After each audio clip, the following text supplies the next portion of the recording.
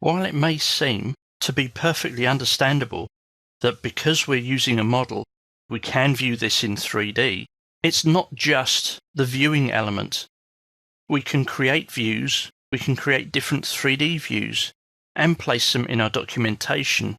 This can help reduce ambiguity in your documentation. It can help people who are maybe not as technically savvy to understand the complexities of a building services drawing. In this exercise, we're going to use that same sample MEP project from the Common folder. There's yet another way to open that file. From the Application button, here I've got a list of my recent documents. And from that list, I can pin the most important ones.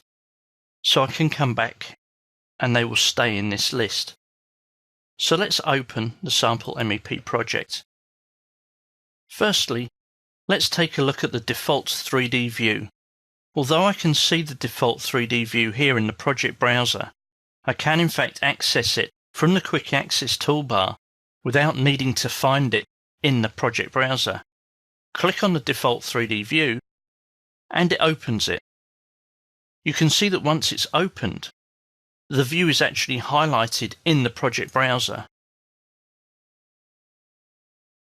I can use the same zoom tools to navigate around this model by using my wheel. Use the navigation wheel for zoom, pan, and orbit. I can also use the view cube. The view cube, if I click and drag, I can still orbit the model. If I hold my shift key down and then press the middle mouse wheel, I can orbit. Or I can click on one of the faces of the view cube and it will orient the model to that direction. In this example, you can see that if I drag and orbit this model, it maybe doesn't behave in a way that I'd really want it to.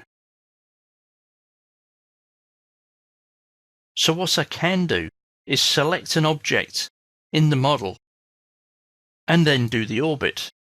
The orbit now pivots around the objects that I have selected, and it makes navigation a lot easier.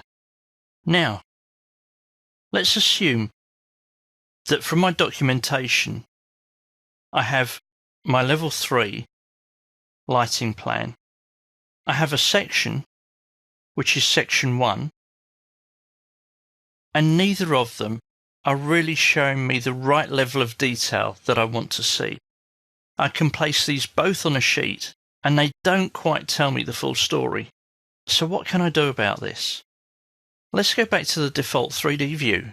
Wouldn't it be great if I could section this model down so it showed the same type of detail as section 1? I can do this. If I right-click on the view cube, I can orient the view to another view, whether that's a floor plan, an elevation, or a section. And in this case, I'm going to go with section 1. This spins the model around and crops it, so I end up with a model that's cropped using this object called a section box.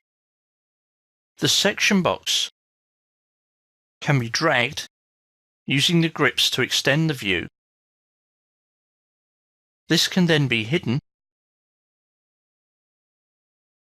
the scale changed, and the orientation of this view locked. We need to give this a name, lighting detail, and I can now document this view in exactly the same way as any plan, section or elevation. We will be looking at this process in more detail later on.